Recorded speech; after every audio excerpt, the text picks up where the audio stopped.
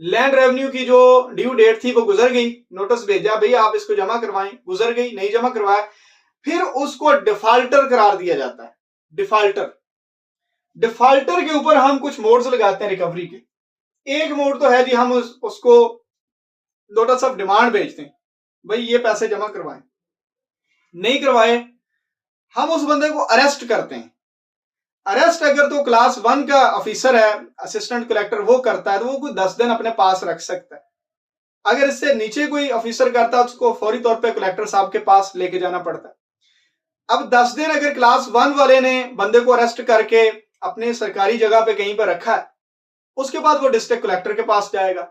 district collector साहब letter लिखेंगे district jail, जो हमारी सिविल जेल होती है, दूसरे जो क्रिमिनल प्रोसीजर के बाद बंदा जेल जाता है, वो वाली डिस्ट्रिक्ट जेल, उनके सुपरटेंडेंट साहब को लेटर लिखेंगे कि ये बंदा एरियर नहीं दे रहा, ये